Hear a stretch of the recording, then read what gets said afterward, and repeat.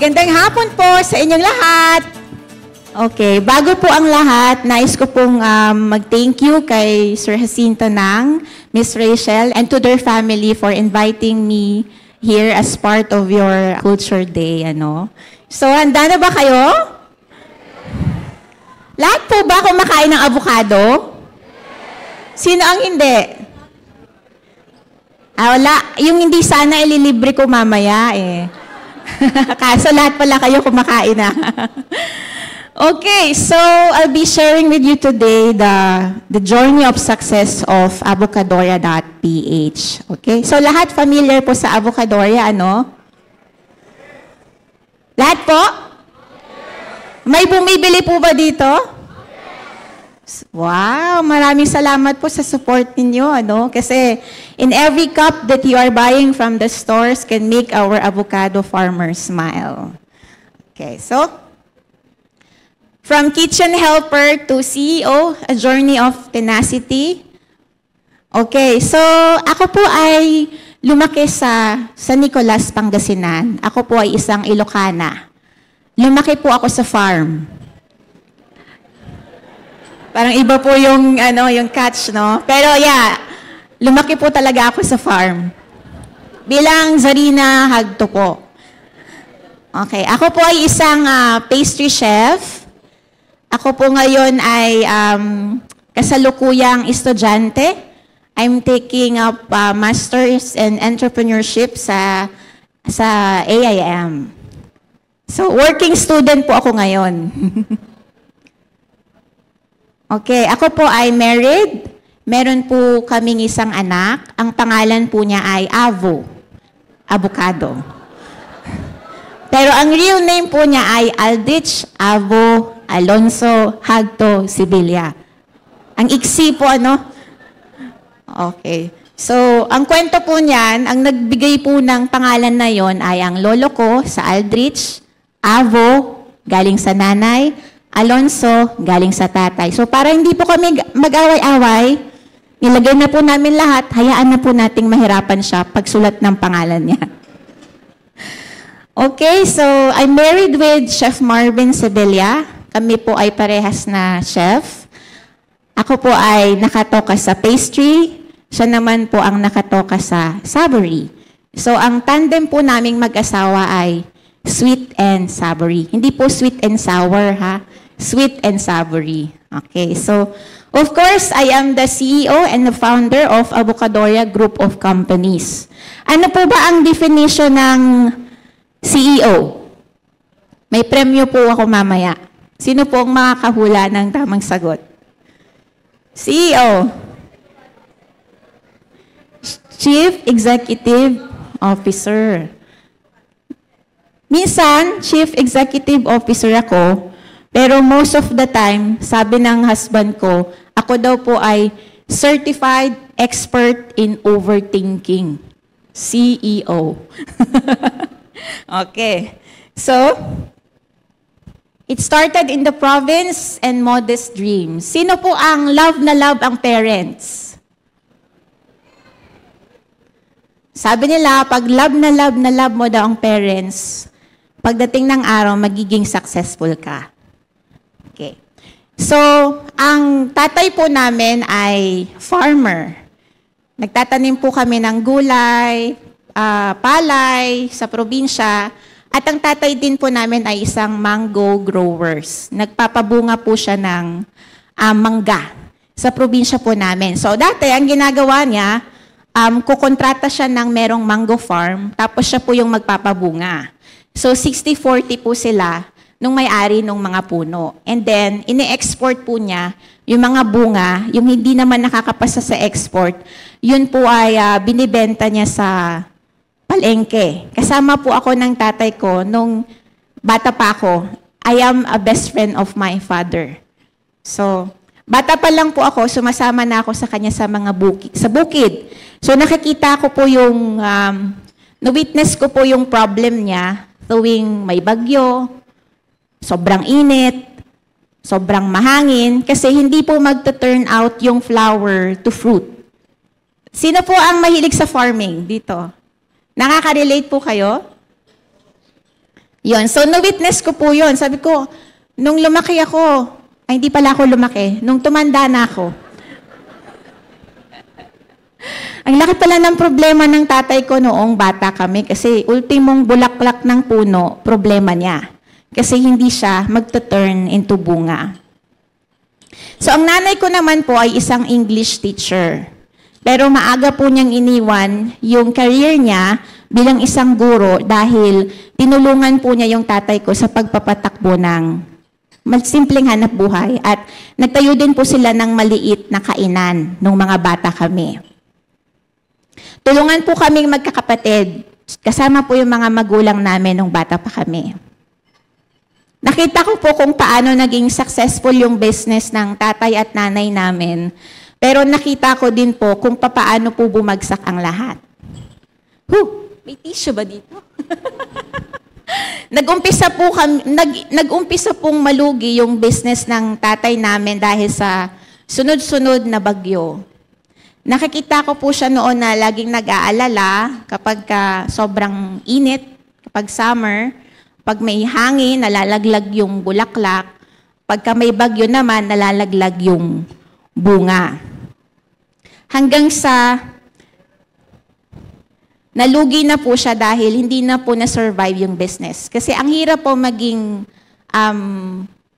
farmer because ang kalaban natin palagi is yung bagyo. Hanggang sa hindi namin namamalayan na nalulugi na din yung business ng mama namin, yung maliit na store or maliit na kainan. Then, one day po, nung I was first year high school, papunta po kami sa school noon, tapos may PTA meeting. Ngayon, para po hindi po mag-close yung store namin sa tindahan, dumaan po muna yung mama namin sa store para buksan po muna yung store. Para habang nasa meeting siya, nag-ooperate po yung tindahan. And then, nagulat na lang po kami, hindi niya na nabuksan yung tindahan kasi iba na yung kandado ng store. Kasi hindi na sila nakakapagbayad ng renta. So, nakita ko siya kung paano siya nag-breakdown kasi she gave up her career as a teacher for the business. Then, nagsabay-sabay na yung gastos namin noon dahil nag-aaral na sa koleyo yung ate at kuya ko dito po sa Maynila. Hanggang sa unti-unting nawala lahat ng naipundar ng mga magulang namin kasi nabaon na po sila sa utang. Tapos yung pundar po nila, napundar po nila, yun na rin po yung pinangbabayad nila. Dumating din po sa time na kasama na akong pumipirma sa waiver para hilahin na yung gamit sa bahay namin nung nasa probinsya pa kami. Then, sabi ko sa mama ko, every night umiiyak siya. Nakikita ko siya habang tulog kami, pinapanood niya kami habang umiiyak. Siguro, ang sinasabi niya, what will happen? Anong ibibigay ko anong ibibigay niya sa amin as their anak. Then, nag-promise po ako sa mama ko. Sabi ko, Ma, paglaki ko, lahat ng nawala sa atin, papalitan ko. So, sabi ko nga kanina, hindi po ako lumaki, pero natupad ko po lahat ng promise ko sa mama at papa ko. Napalitan ko po yung nawala sa kanila ng sobra-sobra pa. Every time I think about it, naiiyak pa rin ako kasi I never thought na ma-achieve ko yung dreams na yon. This, not only my dreams, but the dream of my parents. Ang hirap pala mag-share, no? Nakakaiyak. Hanggang sa napilitan pong mag-apply ng trabaho yung mama ko dito sa Maynila. Bumalik naman po sa Isabela ang papa ko para doon po siya maghanap buhay para po may mapang survive po sa aming magkakapatid. Then iniwan po nila kami sa lolo at lola namin. Laking lolo at lola po ako. Then this is our family picture. 6 po kaming magkakapatid. Pangatlo po ako, 2 po kaming babae, at saka 4 pong lalaki. Kita nyo naman po, no, kung sino yung pinaka-cute dyan. Okay. Hanggang sa nung mag-college na po ako,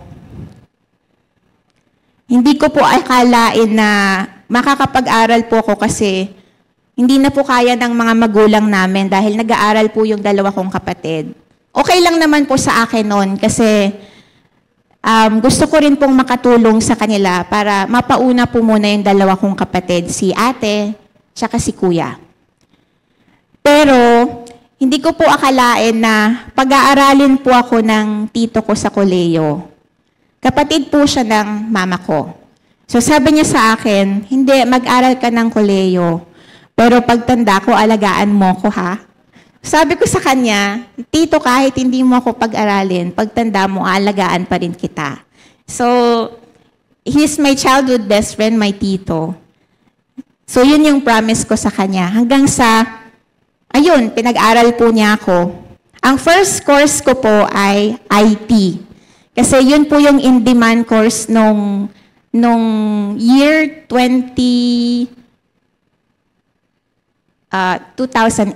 Yan ang in-demand course noon, mga IT, ComSci. So sabi niya mag-IT ka kasi in-demand yun. So, nakapasa po ako ng scholarship 35% nung nag-entrance exam po ako. Pero, hindi pa ako naging masaya sa course ko. Binayaran niya po yung 100% tuition fee ko, binili niya ako ng books, ng laptop, lahat ng kailangan ko sa course binigay niya. Pero hindi po ako naging happy kasi hindi ko po gusto yung ginagawa ko. Sino nakaka-relate? Pag hindi gusto yung ginagawa, malungkot ka. Oh, ang daming nakaka-relate, ano? So, sabi ko sa mama ko, tsaka mga kapatid ko, ma, gusto kong mag-shift. Sabi niya, oh, wag ka nang mag-shift kasi sayang naman, di mo magagamit yung units mo pag nag-shift ka. So, ako po kasi, pagka may gusto ako, talaga pong ginagawa ko kahit ayaw pong pumayag ng parents ko. Pero nagpapaalam pa rin po ako. So ngayon po, nung second year college na po ako, nung enrollment day na, kinuha ko po yung pang-enroll ko sa tito ko. Naghanap po ako ng school na wala pong entrance exam. Kasi magsishift ako. Ang hinahanap ko pong course is HRM. So ang available course lang po dun sa school na yon is HRS, Hotel and Restaurant Services. So nagulat na lang po sila. Kinabukasan, tada! Iba na po yung uniform ko. Sabi ko, ma, nag-shift na ako, iba na po yung uniform ko, HRS na po yung course ko. Hindi na po IT. So, hindi ko naman po siya pinagsisihan kasi alam ko po na yun yung gusto kong gawin at gusto kong i-practice para yun po yung maging career ko pagka-graduate ko. So, 2 years lang po yung course ko. Sabi po ng uncle ko, oh, sige ha, 2 years lang, pagka-graduate mo, pag gusto mong ituloy ng 4 years, ikaw na magpaaral sa sarili mo. Okay, so, yan na. OJT days na. Nag-OJT po ako sa Holiday Inn sa Ortigas. Holiday Inn Hotel sa Ortigas. And then, day 1, introduction. Sabi nung mga kaklase ko, mga kasabayan ko sa OJT, galing sa mga magagandang eskwelahan. Nagtatanong na, oh, what's your name? From where school are you? Ganyan. Nung I'm from ganitong school, I'm from ganitong school, sikat na mga eskwelahan. Nung pagdating sa akin, hi, I'm Zarina Hagto. Okay, sang school ka? I'm from Montessori Professional College. Ang sagot sa akin lahat, saan yun? So, hindi kilala yung eskwelahan ko. Pero sila lahat kilala. Then, nag-OJT ako, hindi ako mapakali. Sabi ko sa HR head, nagtanong ako, sir, ano bang difference ng HRS na 2 years at difference ng HRM na 4 years? Sabi niya, basically, wala namang pinagkaiba yan. Mas madami lang yung major subjects mo pag 4 years ka kasi more onto managerial subject siya. So, sabi ko, nung pagka-graduate ko po, sabi ko, parehas lang pala kami ng gagawin. No, sabi ko, magtrabaho muna ako, tsaka na ako mag 4 years, mag-iipon muna ako. Then, nung OJT ko, going back, sabi nung head chef ko, ang practice ko po nung OJT is cold kitchen. Sino po ang nakakaalam kung ano pong ginagawa sa cold kitchen? Ang ginagawa po sa Cold Kitchen ay, ayun, meron. Ano pong ginagawa sa Cold Kitchen? Ang ginagawa po doon ay mga appetizers, salad dressing, cold cuts, yan mga iba't ibang korte ng prutas. Yon. So, in short, ito yung mga appetizers or pampagana. No? Ito muna yung kakainin mo pag magbubuffet ka. So, sabi ng head chef namin noon, huwag ka nang umikot sa ibang kitchen. Kasi pag umikot ka, hindi mo makakabisado kung ano ang practice ng Cold Kitchen. So, I followed po yung kanyang advice. So, na-focus ko po yung practice ko sa hotel sa Cold Kitchen. And then, nag-apply po ako ng work. Pero hindi po ako natanggap. Natanggap po ako sa Crown Plaza. Familiar po? Crown Plaza Hotel. So, doon po ako nag-start magtrabaho bilang isang kitchen helper. Nung i-deploy na kami, sabi ko, 5 kaming cold kitchen ang experience. Pero yung 4, naka-deploy na sa cold, ako na lang yung naiwan. Sabi ko, tama ba? Baka nagkamali sila. So ngayon, finally, they called my name, dineploy nila ako sa pastry kitchen. To which, tuwang-tuwa ako, pero at the same time, kinakabahan ako. Kasi gusto ko din maging pastry. Kaso lang, hindi ko na-practice dahil pinag-stay ako sa Cold Kitchen. So, fast forward. Yan. Nakalimutan ko pong i-click, sorry. Pero nakakasunod po, ano, sa story. Yeah. Then, nung nag-apply na po ako, nag-start na po ako mag-work, nag-start po ako as kitchen helper. Ang trabaho ko po noon ay tagabantay lang ng buffet. Na-try nyo na po mag-buffet, di ba? Kami po yung mga nandun lang sa buffet, yung nagre-refill, nagbabalat ng fruits, nagsuscoop ng ice cream, nagtatepanyaki ice cream. So, naging routine siya.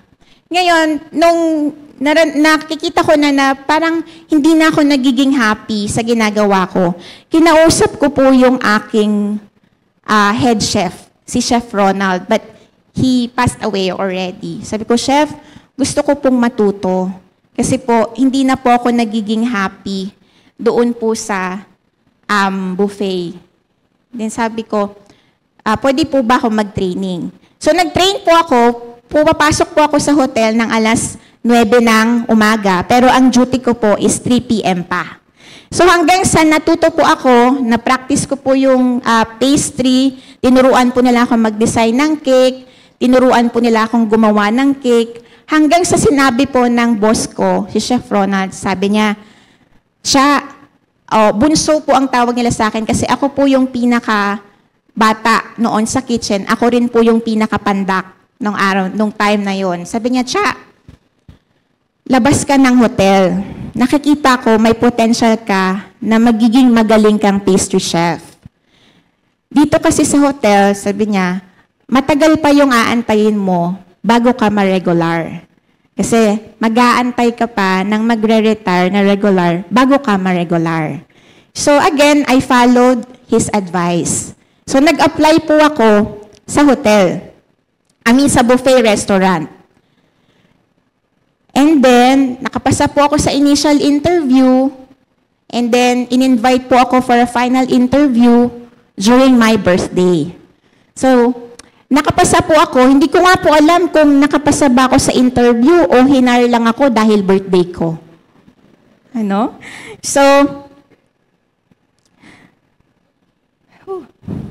naging maganda po yung journey ko sa restaurant. Kahit mahirap po, and sobrang daming challenges, hindi ko po naramdaman yung pagod kasi gusto ko po yung ginagawa ko.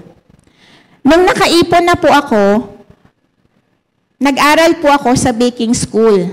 Kasama ko po dito yung ex-boyfriend ko na husband ko po ngayon. By the way, he's my first man and last. First boyfriend and last. Ay, kinikilig si ate. Kasi po, gusto po namin noon mag-apply abroad. Nung nalaman po ng management na nag-aral po ako, prinomote po ako as CDP1 from CDP3. Ibig sabihin po noon, senior level station chef na ako sa pastry section. So may position na. And then, nung nakaipon po ako ulit, nag-aral po ako ulit sa APCA, Academy of Pastry and Culinary Arts. Nung nalaman po nila ulit na nag-aral po ako, na-promote po ako ulit bilang junior pastry sous chef.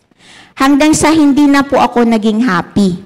Kasi po ang ginagawa na lang po noon is lagi na lang pong paperworks. Then, hindi ko po nakikita yung sarili ko doon sa paperworks.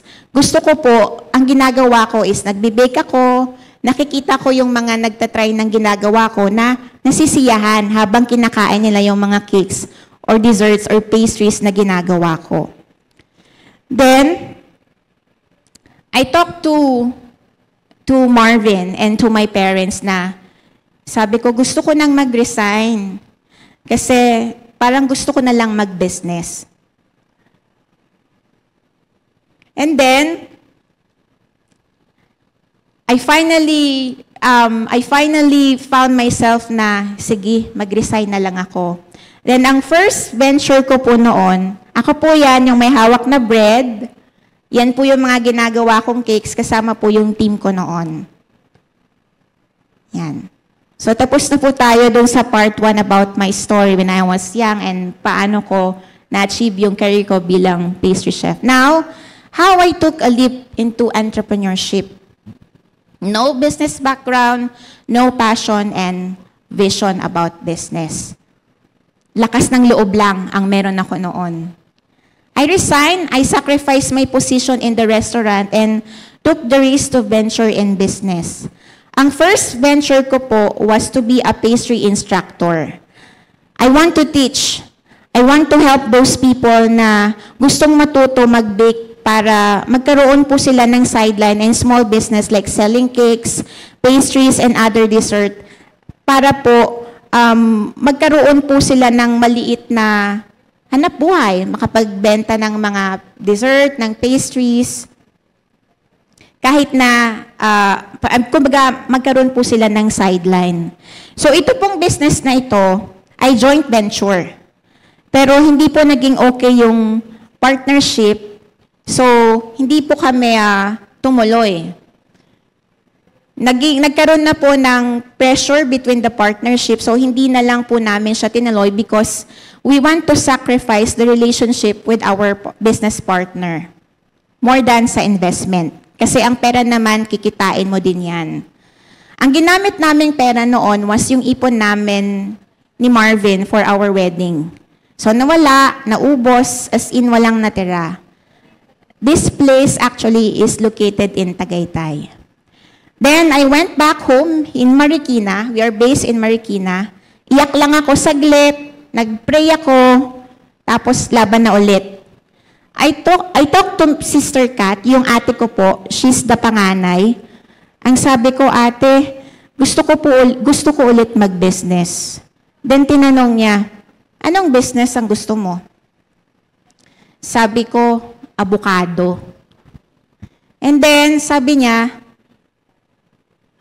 nalugi ka na nga dun sa business mo, tapos yung pipiliin mong business, seasonal. Sino po ang tanong dito, paano niya nasusustain yung avocado seasonal? Tumatak po ba yun sa isip nyo? Actually, ako rin po. Akala ko po noon, ang avocado ay seasonal.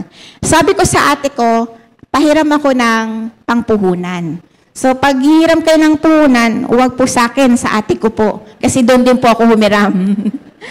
Okay, sabi ko, pag ito hindi pa naging successful, mag-a-apply na ako ulit mag-a-apply na ako ulit ng trabaho. So, wala pong naniniwala sa akin kahit isa. Nung gusto kong mag-business ng avocadorya. Kasi nga, ang alam natin lahat is seasonal po ang avocado. And then, nag-market research po kami. Nagbasa po ako ng libro. Nag-ikot kami sa palengke. Seasonal ba talaga ang avocado? Nag-search ako sa internet. nag-interview ng mga supplier, sa 10 supplier na pinagtanungan ko, isa lang po ang nagsabi na ang avocado ay whole year-round supply. And from that one supplier, my avocado dream started. The birth of Avocadoria rooted in memories. Tinatanong nila, bakit mo ba gusto ng avocado? Bakit hindi mangga? Bakit hindi pakwan, pinya, o kung ano man ang madaling hanapin? So ako po, ang favorite fruit ko po talaga mula pagkabata ko ay avocado. Yung bahay po namin sa probinsya noon, marami pong nakadagan na gulong ng truck. Kaya po may mga gulong dyan sa bahay na yan. Pag wala po yung gulong na yon, lilipa rin po yung bubong namin kapag malakas ang hangin. Ngayon, sabi po ng lola ko, pag gusto mong bumalis huminog ang isang prutas, ilagay mo siya sa bigasan. Naniniwala kayo doon? Okay, so sa bilis mahinog ng avocado, hindi ko po nakakain. Iba po yung nakakakain. Kasi hindi ko na namamalayan na hinog na pala siya. So ang ginagawa ko po noon, nung bata ako, aakyat po ako sa puno, ipitas po ako ng avocado kasi may malaki po kaming avocado na yung bunga niya ay sumasayad lang sa bubong. Ang ginagawa ko po, pinipitas ko po yun, tapos doon ko po ipapahinog sa gulong ng truck.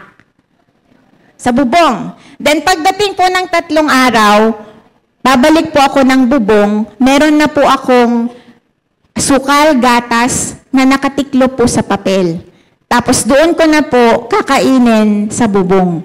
Wala po akong dalang knife noon. Babalitan mo lang ng, gamit yung kamay mo, yung avocado, tapos sasawsaw mo na lang doon. So, kaming magkakapatid, memorize namin yung tunog ng tricycle ng tatay namin. Tuwing hapon, kapag nandyan na yung tatay namin, dapat lahat kami nasa loob na ng bahay. And then one time, maaga po siyang umuwi. Nasa bubong po ako noon. Sabi ko, paano ako bababa? Hindi ako pwedeng magmadali o tumakbo dahil either lulusot yung paa ko sa bubong because weak yung bubong or mahuhulog ako. So ang ginawa ko po, from bubong to ground, tumalon ako. So that's why I have a dent here sa noo ko dahil may sumiksik na maliit na buto sa noo ko. Pero hindi po ako na ospital. Safe na safe po ako. Okay, so hindi ko akalain na yung story of avocado ko, nung childhood ko, nababaon ko na siya ngayon to share with our Avocadoria franchisee, training sa mga staff namin. Of course, today, nasi-share ko sa inyo yung childhood story ko about avocado. Okay pa kayo? Okay? Hindi naman ako bored magkwento. Okay. So, mamaya po, may pa-exam po ako. Okay, so, what is all about the name Avocadoria? Paano mo nabuo yung Avocadoria na pangalan? So, ang Avocadoria po is a combination of the avocado fruit and my name, Zarina. Meron po kasi kaming other brand na ang pangalan po is Cha-Cha-Cha Cafe. Ito naman yung pastry side. So, meron pa akong natitira na R-I-N-A. So, ang totoong pangalan po dati ng Avocadoria is Avocadorina. So, sabi ko parang medyo baduy tignan na. Nung nakita ko yung word na cafeteria, sabi ko, omit ko nga yung N. That's why naging Avocadoria. So, bakit may .ph? Ano ba ito? Website ba ito?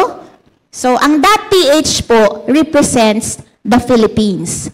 Because I don't like to be known as Avocadoria only here in the Philippines, but I want to be known globally na gawang Pilipinas. The .ph po is represent our country, the Philippines. Makabayan po ako. Yun. So, alam niyo na kung bakit Avocadoria.ph.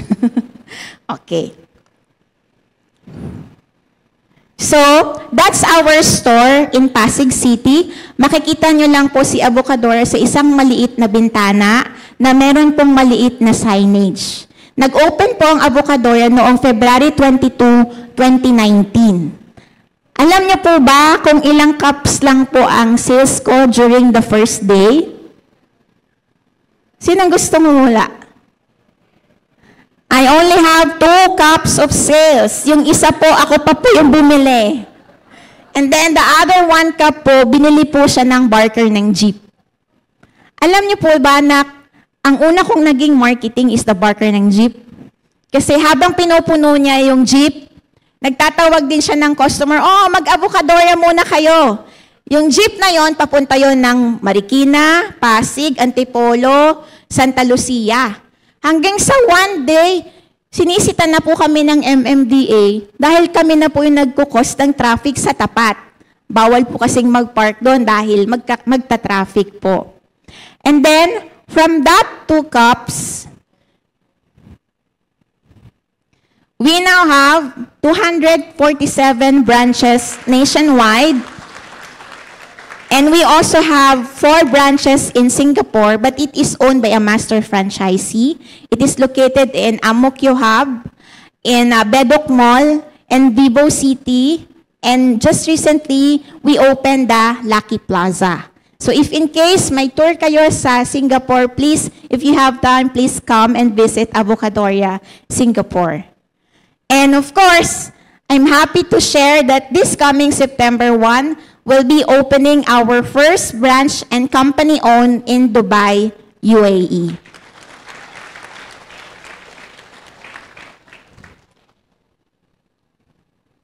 We started from 4 products. We have the avocado lover, the avocado shake, the avocado cheesecake, and the avocado dream. Yung avocado dream po, ice cream po ito na nakalagay po sa mismong balat ng avocado. Yes, even the balat ng avocado, ginagamit po namin siya. Because lahat po ng part ng avocado ay sobrang healthy po, pero hindi po kinakain yung balat.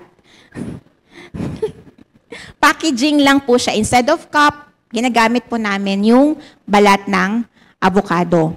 Hindi po naging madali yung una naming journey kasi meron pong mga challenges pa din hanggang sa nakakilala po ako ng yung nagsabi na whole year on supply, his name is Kuya Efren.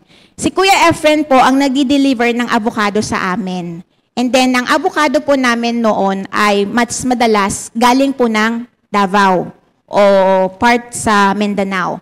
Nagdi-deliver po sila sa amin tuwing madaling araw. Sabi niya sa akin, Madam, sabi niya, nakaano po siya, nakapandong ng panyo, nakasando, naka-short, tapos naka-sleepers lang. Sabi niya, Ma'am, nagkakape po kami noon madaling araw. Sabi niya, Ma'am, maraming salamat kasi hindi po talaga ako yung nag-aasikaso ng avocado ninyo, kundi po yung wife ko sa Davao. Nandito po talaga ako sa Maynila para po mag-apply abroad. So nag-aantay po ako ng approval ng visa. So habang nag-aantay po ako, tinutulungan ko po yung misis ko para supplyan kayo ng avocado. And then I saw his eyes, teary-eyed na siya. Sabi niya, Ma'am, alam ko na kung bakit hindi ako ma-approve sa visa. Kasi nandyan ka na. So ngayon, Ma'am, hindi na po ako tutuloy mag-abroad. Sa isang araw po, uuwi na po ako ng Davao para po tulungan ko na lang po yung misis ko na bumuo po ng avocado farmers sa amin. Kasi sa Davao po, wala pong demand yung avocado. Pinapakain lang po namin yun sa pato, sa manok at sa alaga naming mga baboy. So healthy yung kanilang mga animals kasi avocado yung kinakain nila. Alam niyo po, nung time na yon hindi po ako umiiyak, pero yung isa kong mata lumuluha. Kasi ang gusto ko lang noon is maghanap buhay para sa family namin. Pero hindi ko po namamalayan na nagiging channel na pala si Avocadorya to help those kind of people na hindi nabibigyan ng hanap buhay. So alam niyo po, nung araw na yon mas naging inspired pa po akong ituloy ang Avocadorya.ph despite of the challenges that we are going through. So from 4 products, we now have 22 products to offer. Of course, because of being creative and innovative, ang ating goal po sa avocado is to expand the usage of it. Kasi all we know, the best thing to eat avocado is samahan lang siya ng gatas at asukal. Pero hindi natin alam na sobrang dami pa palang pwedeng gawin sa kanya. And then, because of Avocadoria, hindi na po kayo mahihirapan maghanap ng avocado. But if you want or if you're craving for avocado, just go to any mall and look for Avocadoria. Then, you can enjoy the avocado fruit. Our product is also made from 100% natural avocado. We're not using any preservatives, just 100% natural avocado. Our number one advocacy in Avocadoria is to help our avocado farmers. And we don't limit our franchisees to get avocado fruit from us, but we are encouraging them to buy from the nearest avo farmer para sila na din po mismo yung mag-help sa kanila.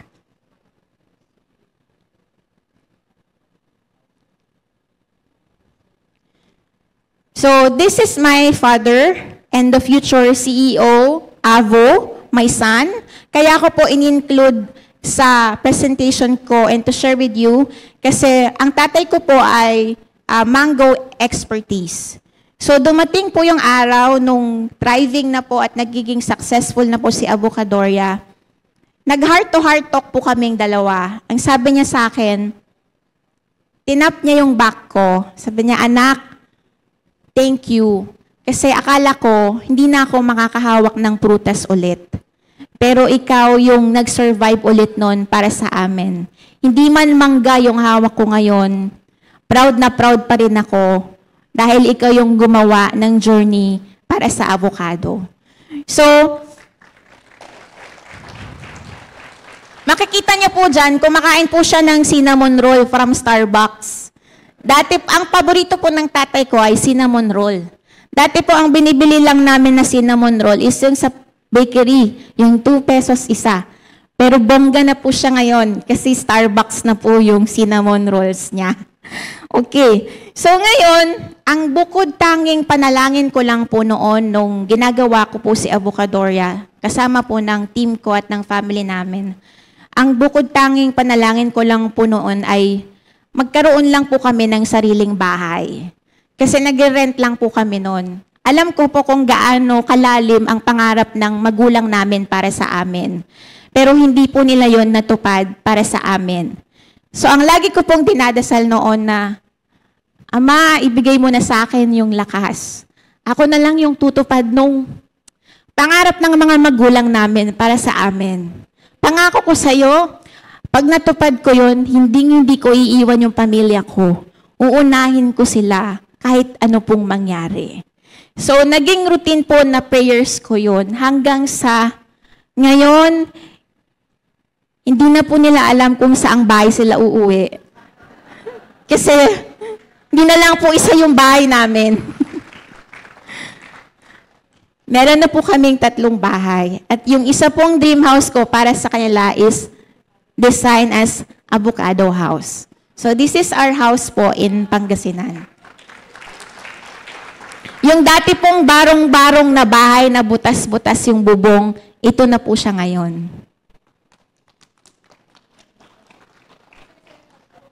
So, what keeps me going? Laging tinatanong, anong nagpapalakas ng loob mo? Bakit lagi kang laban na laban? Kahit puyat, pagod, konti lang yung tulog mo, gising ka na ulit, tapos trabaho na ulit. Before po, ang inspiration ko lang kung bakit ako nagiging matatag at nagsusumikap ay yung mga magulang namin, mga kapatid ko, at of course yung family namin ni Marvin kasama si Avo. Pero ngayon, hindi na lang po sila yung dahilan kung bakit po lagi po akong nagsusumikap magtrabaho. Kundi, this is my employees po. But this is not just all about our family anymore. This is all about our 300 employees, their families, our avocado farmers, our avocado growers, our franchisees, our customers, and for the people who keeps believing and trusting us, supporting us, and most especially, I want to be one of the source of hope and inspiration to others. So before we end this session, I'd like to share a small pieces of wisdom to all of you. Yan po ang lagi kong gustong i-share sa lahat.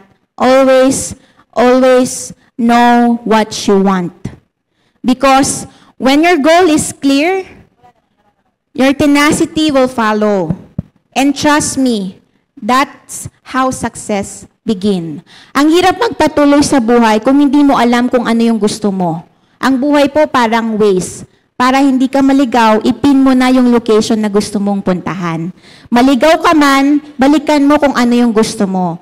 And then pag na-figured out mo, ito nga pala yung gusto ko. And then, laban na ulit. Then number 2, when you honor your parents and commit your work to the Lord, your path will be blessed and your plans will prosper. Tenacity is choosing to stand tall after every fall. From losing everything to rebuilding my dreams, this journey taught me that growth comes when you refuse to give up. Once again, my name is Zarina Hagto Sevilla. Happy Avocadoria. Maraming salamat po.